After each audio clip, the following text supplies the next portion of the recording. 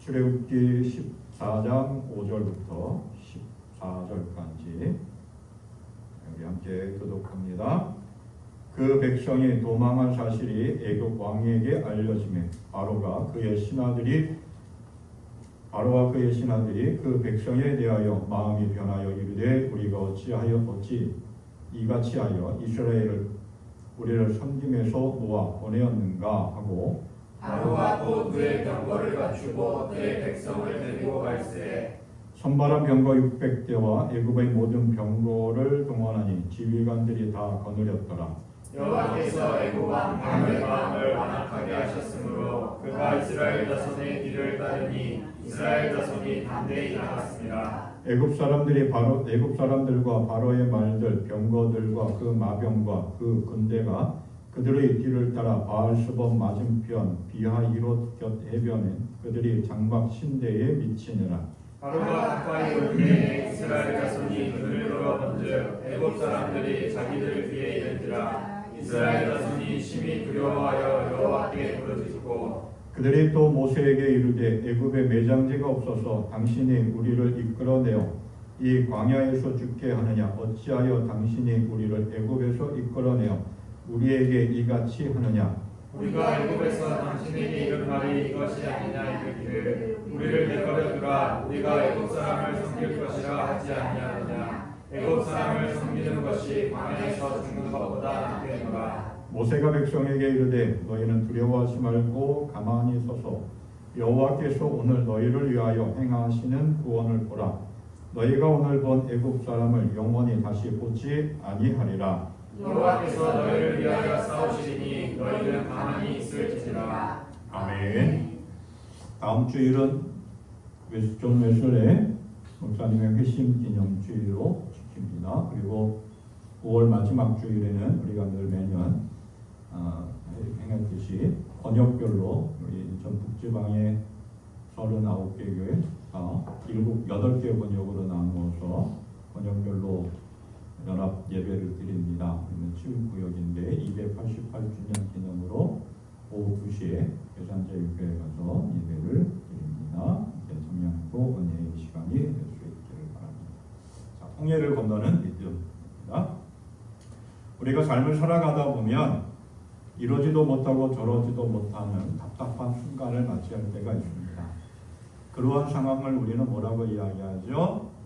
진퇴양난이다 이렇게 이야기합니다. 진퇴양난 조사를 해보니까 그게 두 가지 유래를 찾습니다. 그 하나는 중국에서 가장 오래된 시집인 시경이라고 하는 책에 나오는 이야기인데 성질이 급한 양이 울타리를 들여받았어요. 그래서 그 울타리에서 뿔이 끼었는데 앞으로 나아가자니 계속 뿔이 더 깊이 박히고 뒤로 빼자니 뿔이 엉켜가지고 빠져나오지 못하는 그러한 성질이 급한 양의 모습. 그래서 앞으로 나가지도 못하고 뒤로 나가지도 못하는 그 상황을 진퇴양난이다 이렇게 이야기합니다. 우리도 그럴 때 있겠죠. 뭔가 급하게 일을 처리하다가 뭔가 잘 안 되고 이러지도 못하고 저러지도 못하고 앞으로 가도 막혀있고 뒤로 생각해도 막혀있는 그러한 상황이 진퇴양난이다라고 하는 거죠. 또 하나의 유래는 중국의 옛날 전쟁 이야기에서 그 유래를 찾습니다. 전쟁이 임합니다. 그런데 전쟁터에서 나가서 장수가 군사들을 이끌고 전쟁터에 나갔는데 앞으로 나아가자니 적군이 길을 가로막고 있고 뒤로 물러나자니 절벽이 놓여있는 상태에서 진퇴양난이다 이렇게 이야기합니다. 이러한 상황을 우리식으로 좀 쉽게 우리가 흔히 하는 말로 표현하면 뭐라고 이야기할까요? 빼도 박도 못한다 이러한 표현을 합니다. 이와 비슷한 용어들이 있는데 사방이 적으로 둘러싸여져 있는 완전한 고립되어져 있는 상태 사면초가라고 이야기하기도 하고 또 앞으로 가도 뒤로 가도 오직 깊은 골짜기뿐이다. 이러지도 못하고 저러지도 못한 비슷한 상황이죠. 진퇴유곡이라고 이렇게 이야기합니다. 우리가 삶을 살아가다 보면 진퇴양난, 이러지도 못하고 저러지도 못하는 앞뒤가 꽉 막힌 그런 상황에 이를 때가 참 많이 있습니다. 요즘 그 코스피가 오르면서 주식이 많이 올랐습니다. 우리나라 경제 사정이 뭐 좋아졌다라고도 이야기하기도 하는데, 주식이 오르면서 사람들이 고민을 합니다. 이거를 팔자니, 그죠? 더 오를 것 같고, 또 이걸 계속 갖고 있자니 언제 주식이 하락해서 또 이게 마음의 상함이 있을까 밤잠을 설치는 사람들도 참 많이 있습니다. 또 뭐 그런 경우 보니까 직장 생활하면서 상사가 부당하게 요구하는데 내 양심상 그걸 할 수는 없고, 또 하자니 또 양심상 꺼리피고, 안 하자니 내가 진급하는데 뭔가 불이익을 당할 것만 같고, 내가 직장 생활하는 데 있어서, 회사 생활하는 데 있어서 어떠한 불이익이 당하지 않을까 하는 그런 생각을 하게 되는 경우도 있고, 뭐 친한 친구 두 사람이 서로 싸웠는데 크게 큰 문제도 아니고 사소한 건데 어느 한쪽을 편을 들자니 애매한 그러한 관계, 그러한 상황, 그런 것들 우리는 진퇴양난이다 그렇게 이야기합니다. 이렇게 우리는 삶을 살아가면서 이러지도 못하고 저러지도 못한 앞뒤가 꽉 막혀져 있는 진퇴양난의 상황에 빠질 때가 있습니다. 그럴 때 우리는 어떻게 해야 될까요? 특히 우리 믿음의 사람들, 하나님의 인도하심을 따라 하나님을 바라보며 믿음의 삶을 살아가는 우리는 어떠한 선택을 하면서 그 진퇴양난의 상황을 극복해야 될까요? 오늘 이스라엘의 모습을 통해서 우리는 깨닫습니다. 출애굽 14장은 정말 이러지도 못하고 저러지도 못하는 진퇴양난의 위기 상황에 빠져 있는 이스라엘의 그 절체절명의 상황에 있는 이스라엘의 모습을 보고, 그 가운데서 하나님께서 이들을 구원하신 이야기입니다. 이집트의 총리로 나라를 다스렸던 요셉이 죽고 새로운 왕이 등극을 합니다. 그래서 이집트를 통치하는데 요셉이 그 다스렸던 그 업적과 그 이집트를 위기 가운데 어려운 공경에서 지켜낸 요셉의 업적을 전혀 생각하지 않습니다. 왕부터 시작해서 이집트 사람들이 뭐 당연한 거겠죠. 이집트 토박이도 아니었고 원주민도 아니었고 이방 사람이었고 다른 나라에서 온 사람이었기 때문에 뭐 그렇게 크게 생각을 하지 않았던 것 같아요. 그러면서 이제 이스라엘 백성들은 이집트에서 430년 동안의 노예로 삶을 살아가게 됩니다. 힘겨운 노동, 억압, 핍박, 따돌림, 그 속에서 삶을 살아갑니다.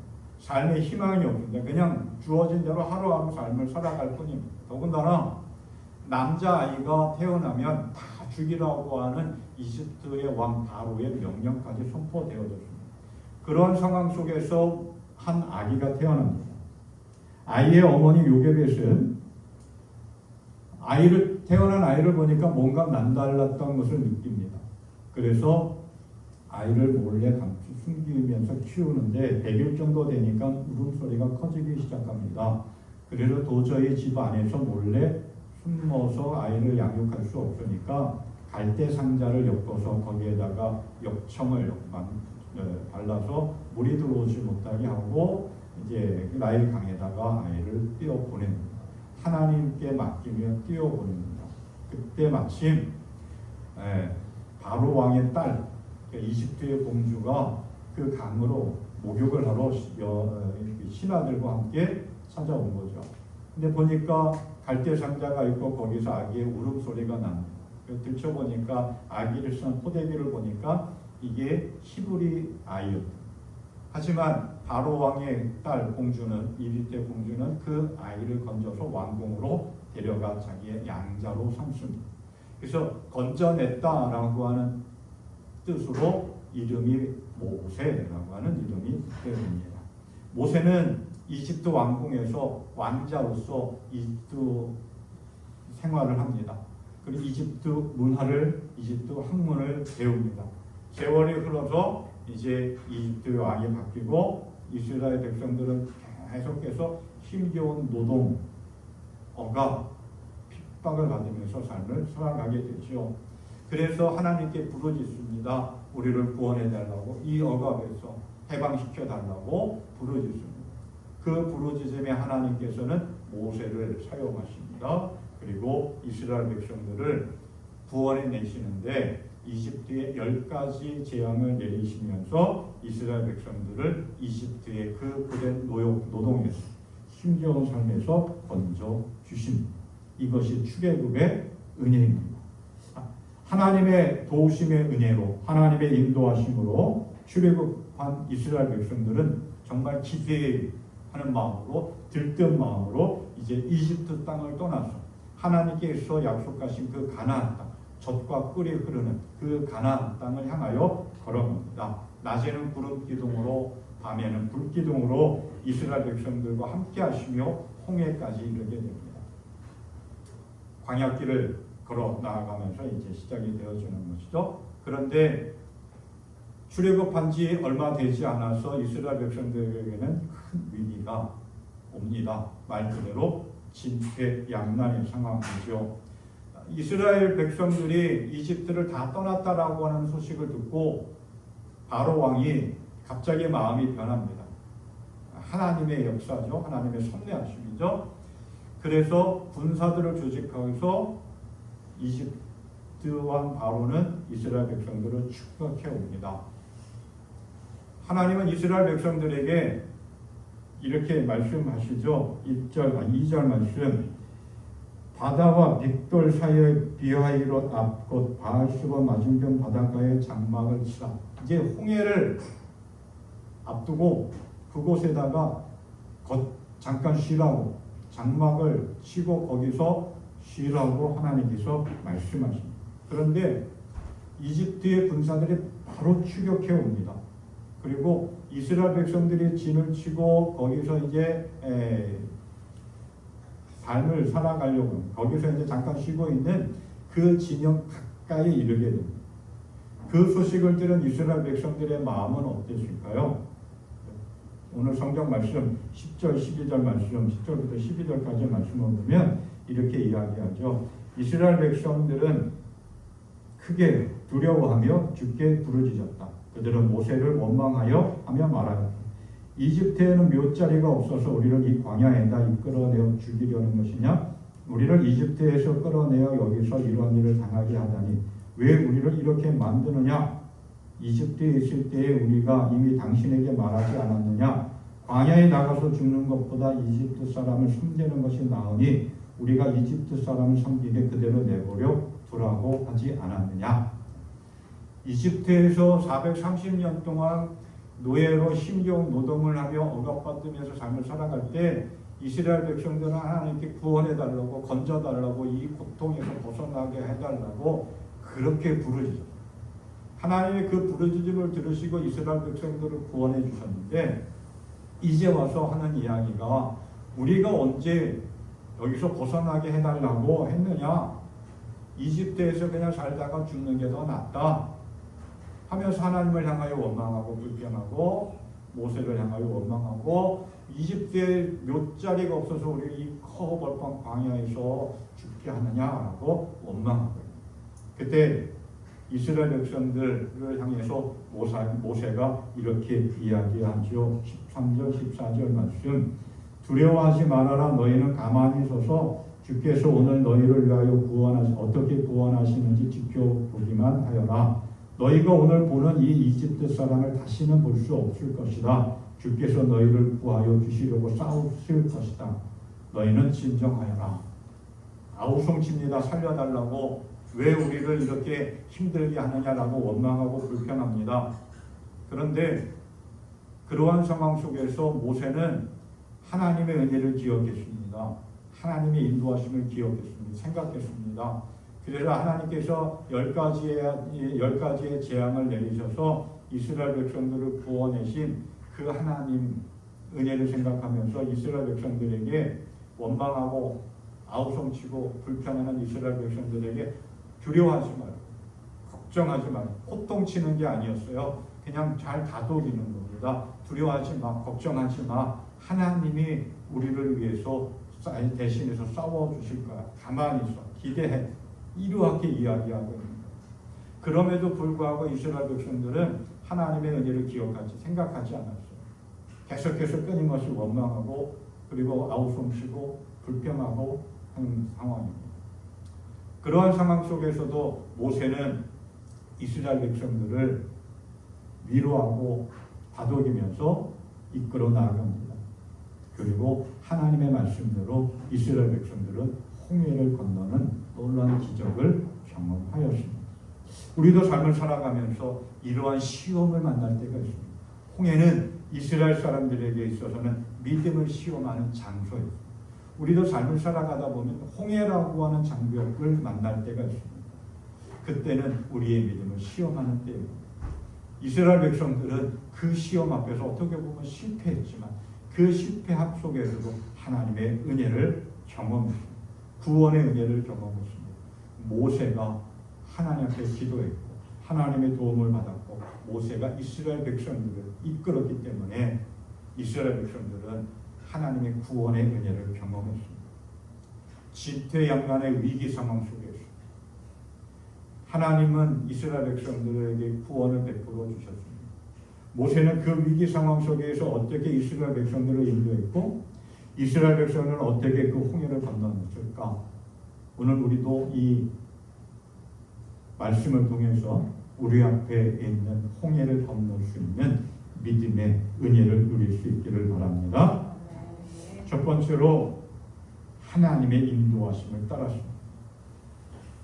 출애굽에서 하나님께서 약속하신 가나안 땅을 향하여 이스라엘 백성들을 이끌어 가시는 그 상황을 모세는 이렇게 이야기합니다. 2절 말씀.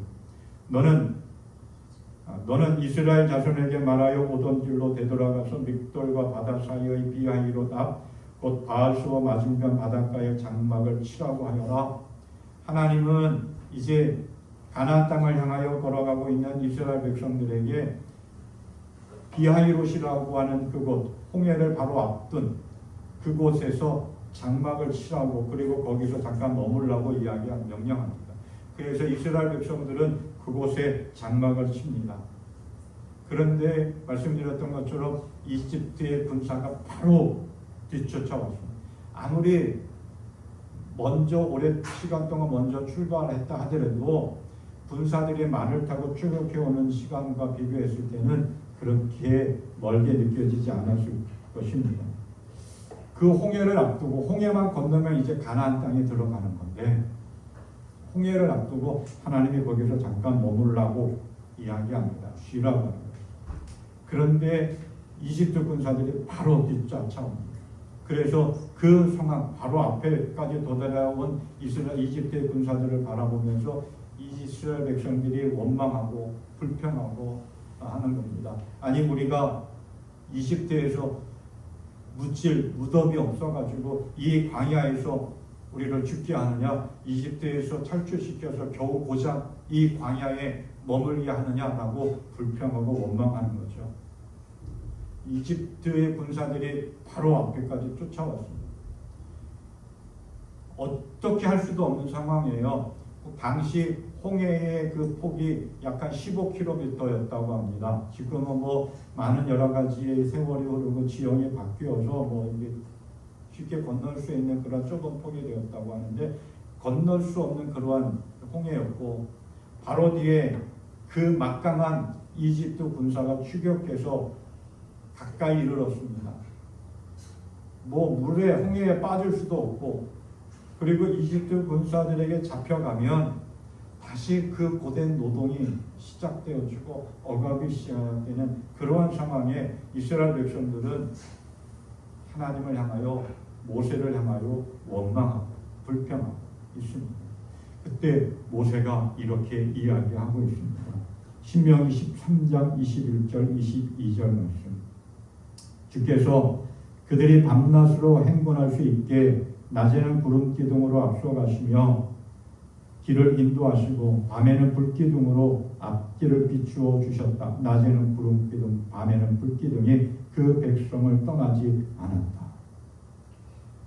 모세는 이스라엘 백성들에게 고별 설교를 하면서 이렇게 이야기하고 있는 거예요. 이스라엘 백성들, 하나님이 너희를 출애굽한 그 순간부터 너희를 버리지 않았다. 너희와 함께하고 계신다. 낮에는 구름 기둥으로 뜨거운 태양을 가리며 시원하게 그 길을 인도해 주셨고, 밤에는 어두운 밤에 뜨겁게 환하게 불을 비춰주시고, 그리고 맹수들로부터 또 이 지역에 있는 그 수많은 이방 민족들로부터 우리를 지켜주고 보호해 주셨다. 하나님께서 인도해 주셨다라고 하는 설교를 마지막 고별 설교로 이스라엘 백성들에게 하고 있습니다. 이 모세가 이렇게 이스라엘 백성들에게 고별 설교를 하는 것처럼 하나님께서는 출애굽한 그 순간부터 어떻게 보면 이스라엘 백성들이 이집트에서 430년 동안 그 고된 노동과 억압받는 힘겨운 삶을 살아가는 그 순간에도 하나님은 함께 하셨어요. 그리고 그들이 걸어가는 길을 인도해 주셨습니다. 출애굽해서 가나안 땅을 향하여 걸어가는 그 모든 과정 속에 하나님은 함께 해주셨고 그들의 걸어갈 길을 인도해 주셨습니다. 지켜주시고 보호해 주시고 돌보아 주셨습니다. 그래서 40년의 여정 속에서 함께 해주신 하나님의 은혜로 가나안 땅에 들어갈 수가 있었습니다. 광야길을 걸어가는 40년 동안 얼마나 수많은 어려움과 힘든 일들이 있었겠습니까? 맹수들이, 사막에 있는 맹수들이 위협을 했었고, 사막에 있는 거주하고 있던 원주민들이 위협을 했었고, 밤에는 추위가 있었고, 낮에는 뜨거운 그런 태양빛이 비춰지고 있었습니다. 그러한 가운데서도 하나님께서 이스라엘 백성들과 함께 해주셨고, 그리고 그들의 길을 인도해 주셨습니다. 지금 홍해 앞에 있는 이스라엘 백성들에게도 역시 마찬가지입니다. 앞에는 홍해가 가로막고 있습니다. 뒤에는 막강한 이집트 군사들이 바짝 쫓아와 있는 상황입니다. 그러한 상황 속에서 그 중간에 비하이로 홍해 바로 앞에 장막을 치고 거기에서 머물러 있습니다. 도저히 어떻게 할 수 있는, 앞에는 홍해가 있고 뒤에는 이집트 군사가 있는, 맹수를 피해서 도망왔는데 앞에 절멸이 있는 그러한 상황이 지금 이스라엘 백성들이 처해져 있는 상황입니다. 하지만 그러한 상황 속에서도 하나님은 함께 하셨습니다. 그리고 이스라엘 백성들은 그 하나님의 인도하심을 따라서 결국은 홍해를 건널 수가 있었습니다. 여호수아 때에도 마찬가지 그랬습니다. 약속의 땅, 젖과 꿀이 흐르는 땅 가나안을 눈앞에 두고 이스라엘 백성들에게 요단강이라고 하는 장애물이 마주하고 있었습니다. 쉽게 건널 수 없는 그러한 강이었습니다. 그때 하나님께서 여호수아와 이스라엘 백성들에게 이렇게 말씀하십니다.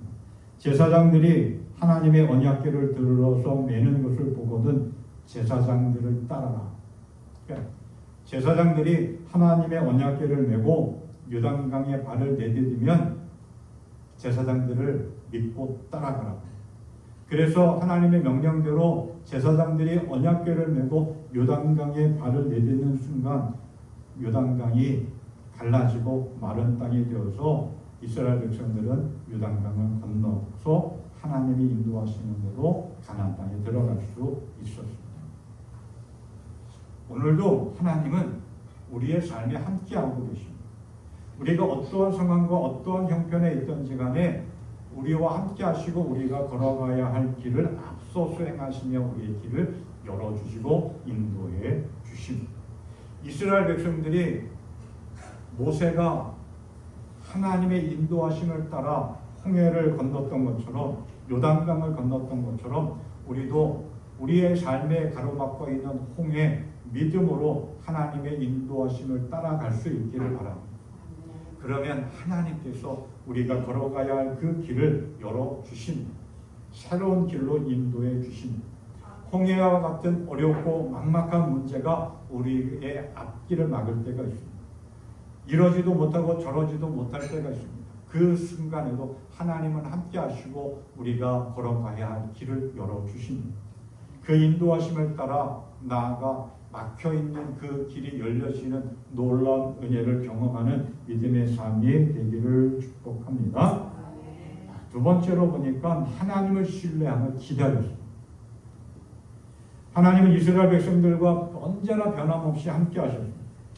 이스라엘 백성들이 이집트에서 430년 동안 거대한 노동으로 힘겹게 삶을 살아갈 때에도 함께 하셨고, 그 고통으로 부르짖는 이스라엘 백성들 기도를 들어주셨고 출애굽의 은혜를 베풀어 주셨습니다. 그리고 출애굽해서 가나안 땅을 향하여 걸어가는 그 모든 과정 속에서도 하나님은 함께 하셨습니다. 지금 앞에는 홍해가 걸어막혀 있고 뒤에는 막강한 이집트 군사가 바짝 뒤쫓아와 있습니다. 우왕좌왕하고 허둥지둥되고 있습니다. 뭘 어떻게 해야 할지 모르는 그러한 상황 속에 있습니다. 그런 상황 속에서 이스라엘 백성들은 하나님을 신뢰하지 않았습니다. 하나님의 인도하심을 전혀 생각하지 않았고 하나님의 은혜를 잊어버렸습니다. 우리도 그럴 때가 있죠. 갑자기 힘든 일을 만나게 되고 이러지도 못하고 저러지도 못하는 막막한 상황에 이를 때가 있습니다. 그때 원망합니다. 짜증내기도 하고요. 불평내하기도 합니다. 심지어 모든 것을 포기하려고 할 때도 참 많이 있습니다. 그런데 모세는 그렇게 하지 않았습니다. 정말 모세는 이러지도 못하고 저러지도 못하고 화를 낼 수도 없고, 솔직히 생각해보면 모세가 잘못한 것은 아니죠. 하나님이 하라고 하는 대로 하나님의 인도하심을 따라 하나님의 명령대로 왔는데 이스라엘 백성들은 좀 힘들다고 하나님의 은혜를 잊어버리고 하나님만을 원망하는 게 아니라 자기 모세도 원망하고 있는 거예요. 그때 모세는 지금까지 인도하신 하나님의 은혜를 생각했습니다. 그리고 하나님께 기대했습니다. 아우성치는 이스라엘 백성들을 향하여 이렇게 이야기하고 있습니다. 두려워하지 말아라. 너희는 가만히 서서 주께서 오늘 너희를 어떻게 구원하시는지 지켜보아라. 너희가 오늘 보는 이 이집트 사람들을 다시는 볼 수가 없을 것이다. 주께서 너희를 위하여 구원하시려고 싸우실 것이니 너희는 진정하여라. 모세라고 두려워하지 않았을까요? 불평하고 원망이 없었을까요? 모세도 뭘 어떻게 할 수가 없는 상황이었습니다. 하지만 모세는 지금까지 인도하신 하나님의 은혜를 생각했습니다. 그리고 하나님 앞에 기도했습니다. 그리고 하나님의 음성을 들었고 하나님이 모세의 마음에 함께 하셨습니다. 그리고 모세는 이스라엘 백성들에게 가만히 서서 하나님의 구원하심을 봐라 라고 위로합니다. 소망을 줍니다. 가만히 서서라고 하는 말은 두 가지의 의미가 있습니다. 하나는 히브리어로 야다부라고 하는 말인데 준비하고 기다리라고 하는 것입니다. 하나님이 어떻게 할지 신뢰하고 기대하고 기다리라고 하는 거예요. 준비하고 그냥 아무것도 손 놓고 아무것도 하지 않고 가만히 있으라고 하는 이야기가 아니라 하나님이 어떻게 하실지 기대하고 준비하고 기다리라고 하는 거예요. 두 번째 의미는 뭐냐면 히브리어로 하라시라고 하는 말인데 이 말은 침묵하다, 깊이 생각하다, 되새기다라고 하는 뜻입니다. 하나님께서 지금까지 우리의 삶에 어떻게 함께 하시고 인도하셨는지 생각하라고 하는 거예요. 깊이 묵상하고 그 하나님의 은혜를 되새기라고 합니다. 지금 앞에는 홍해가 가로막고 있습니다. 뒤에는 이집트 군대가 바짝 뒤쫓아왔습니다. 그 진퇴양난의 위기 상황 속에 있는 이스라엘 백성들에게 지금까지 하나님이 어떻게 은혜를 베풀어 주셨는가, 하나님이 어떻게 우리를 여기까지 인도해 주셨는가, 그 하나님의 은혜를 기억하고 묵상하라고 해요. 그리고 그 하나님의 역사하심의 은혜, 인도하심의 은혜를 기대하면서 준비하고 있으라고 하는 거죠. 오늘날 한 성도가 너무 힘들어서 하나님께 이렇게 따졌답니다. 하나님, 제 인생은 왜 이렇게 늘 공사 중인가요? 가는 길마다 막히고 비포장도로뿐입니다. 그때 하나님이 빙글에 웃으시면서 대답하셨답니다. 얘야, 공사 중이라는 건 내가 아직 네 인생을 포기하지 않았다는 증거란다. 정말 무서운 건 폐쇄된 도로지 공사 중인 도로가 아니야. 조금만 기다려. 내가 아웃도반을 깔아줄게. 우리는 늘 공사 중이라고 우리의 인생을 생각하고 원망하고 불평합니다. 그런데 하나님 오늘 이 예화의 이야기처럼 폐쇄된 도로가 정말 무서운 거지, 공사 중인 거는 끊임없이 하나님이 우리에게 우리를 향하여 관심을 갖고 계시고 우리의 삶의 길을 인도하신다라고 하는 거예요. 믿음이라고 하는 것이 뭐냐? 하나님의 은혜를 생각하고 하나님께서 나를 위하여 일하고 계시다라고 하는 것을 믿고 기대하는 것, 기대하는 것, 하나님의 역사하심에 내 삶을 맡기는 것, 그게 믿음이라고 합니다. 이스라엘 백성들은 그 위기 상황 속에서 하나님의 역사하심을 기대하고 기다렸습니다. 그래서 가나안을 향하여 건너가야 할 첫 번째 관문인 홍해를 건널 수가 있었습니다. 그런데 우리는 오늘 정말 기다리지 못합니다. 그렇죠? 요즘 읽고 있는 책 가운데 그 심리학 텔레비전에서 참 많이 나오는 분인데 김경민이라고, 그 책 속에 이러한 이야기가 있어요. 어떤 엄마가 아이가 참지 못하고 요즘 그 인터넷 그 쇼츠라고 그러죠, 짧은 영상, 그것도 뭐 몇 초 되지 않는 그 영상도 끝까지 보지 않는 그러한 아이를 보면서 엄마가 상담하러 왔대요. 그러면서 엄마와 함께 상담을 하는데 아이가 자꾸 엄마한테 배고프다고, 물만 목마르다고 뭐 했다고 자꾸 요청을 한대요. 보챈대요. 그 엄마는 아이에게 좀 참아 이렇게 얘기하는 거, 아이가 한마디 그냥 배고프다고 바로 먹을 것 주고, 목마르다고 바로 물 먹이고. 그러니까 아이가 참지 못해서 그 짧은 몇 초짜리, 30초짜리, 15초짜리 그 영상도 인내하고 보지 못하고 있다는 거예요. 또 그것뿐만 아니라 우리는 정말 기다리지 못해요. 음식을 주문했습니다. 근데 주문한 지 얼마 되지도 않았는데 음식이 안 나온다고 막 투정 부리고, 왜 음식이 안 나오지? 왜 내 것만 안 나오지? 이렇게 할 때가 얼마나 많은지 모르겠어요. 그런데 하나님은 우리에게 기다리라고 말씀하십니다.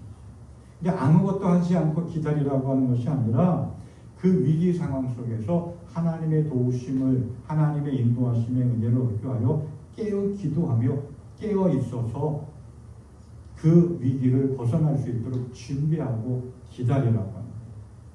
그때 하나님께서는 우리의 삶의 길을 열어주시고 하나님의 때를 기다리는 삶이 될 수 있기를 바랍니다. 그때 새로운 길이 열려질 줄 믿습니다. 또 하나 마지막 세 번째로 하나님의 기적의 은혜를 경험했습니다. 모세가 이스라엘 백성들을 이렇게 아우성치는 그러한 상황 속에서 막 원망하고 있으니까 모세도 기도했겠죠. 모세가 기도하지 않고 사람들한테 백성들을 막 역정내고 그러지는 않았을 것 같아요.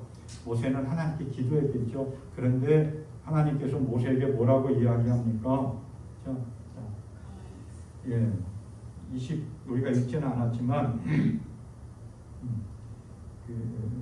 15절 말씀에 보니까 이렇게 이야기하죠. 여호와께서 모세에게 이르시되 너는 어찌하여 내게 부르짖느냐? 이스라엘 자손에게 명령하여 앞으로 나아가게 하고 지팡이를 들고 손을 바다 위로 내밀어 그것이 갈라지게 하라. 너는 어찌하여 내게 부르짖느냐? 왜 기도하고 있느냐라고 하는 거예요. 정말 황당하죠? 이해할 수가 없죠. 왜 기도만 하고 있느냐라고 하는 거예요. 기도만 하지 말고 믿음으로 행동하라고 하는 그러한 하나님의 뜻입니다. 아우성치고 있는, 원망하고 불평하고 있는 이스라엘 백성들 앞에서 모세는 기도했습니다. 근데 기도만 하고 있지 말라라고, 기도하는 것만큼 믿음으로 행동하고 하라고 하는 거예요. 그래서 하나님이 말씀합니다. 앞으로 나아가게 하라. 그리고 너는 지팡이를 가지고 지팡이를 들고 있는 손을 팔을 들어서 홍해를 향하여 내밀어라. 그리고 앞을 향하여 홍해를 향하여 나아가라고 하는 거예요. 믿음으로 행동하라고 하는 거예요. 정말 이거는 받아들일 수 없는 쉽지 않은 상황입니다. 그죠? 앞에 홍해가 있습니다. 건널 수 없는 강입니다. 15km나 되는 그 폭이 넓은 강입니다. 뒤에 이집트 군사가 쫓아와 바로 앞에 있습니다. 그때 모세는 하나님의 말씀에 순종합니다. 믿음으로 행합니다. 이스라엘 백성들에게 앞으로 나아가자라고 외칩니다. 그리고 지팡이를 들고 있는 그 모세의 지팡이가 어떠한 지팡이입니까? 하나님의 능력, 하나님의 권능이 함께하는 지팡이입니다. 그것을 향하여 홍해를 향하여 내밉니다. 그랬더니 어떠한 일이 일어났습니까? 홍해가 갈라집니다. 그리고 그 땅이 마른 땅이 되어집니다. 그래서 이스라엘 백성들은 홍해를 마른 땅을 지나가는 것처럼 건너갔습니다. 하나님의 기적을 경험한 거죠. 우리가 하나님의 인도하심을 따라 나아가고 하나님의 때를 기다리면 전혀 예기치 못한 상황 속에서 하나님은 우리에게 길을 열어주십니다. 새로운 길을 열어주십니다. 기도하고 말씀에 순종할 때 하나님은 우리에게 기적을 허락하십니다. 너희는 가만히 서서 아무것도 하지 말고 그냥 가만히 있어. 그게 아니라 그 어려운 상황 속에서 하나님의 인도하심을 기억하고 생각하고 기도하며 준비하고 있으라고 하는 거예요. 그러면 하나님이 기적을 통해서 너의 길을 열어주신다라고 하는 약속의 말씀입니다. 우리가 삶을 살아갈 때 우리 앞에 가로막는 홍해가 있습니다. 건강의 홍해가 있을 수도 있고 사업의 홍해, 신앙의 홍해가 있을 수도 있습니다. 그때 주저앉아 있지 말고 하나님의 은혜를 기억하고 깨어 기도하며 말씀에 순종하고 믿음으로 앞을 향하여 나아갈 수 있기를 바랍니다. 홍해가 가로막고 있다고 주저앉아만 있지 말고 기도하며 믿음으로 행동할 때 모세가 지팡이를 내밀었던 것처럼 우리도 믿음의 지팡이를 내밀고 하나님의 권능을 의지하며 나아갈 때 우리에게도 기적의 역사가 일어나고 새로운 길이 열려질 줄 믿습니다. 아멘. 우리는 삶을 살아가면서 정말 이러지도 못하고 저러지도 못하는 질퇴양난의 상황에 있을 때가 참 많이 있습니다. 그래서 낙심하고 주저하고 포기하려고 할 때도 참 많이 있죠. 그러나 우리 인생의 내비게이션 되시는 하나님이 우리와 함께 하시고 우리의 걸어갈 길을 인도하십니다. 그 인도하심에 따라 나아갈 수 있기를 바랍니다. 아멘. 그리고 믿음으로 기도하면서 하나님의 때를 기다리고 준비하고 그리고 그 홍해 앞에서 주저앉아만 있지 말고 믿음으로 행하는 자가 될 수 있기를 바랍니다. 그래서 홍해를 건너는 믿음으로 우리 앞을 가로막고 있는 홍해를 건너는 승리하는 복된 인생 되시기를 주님의 이름으로 축복합니다. 아멘. 우리 함께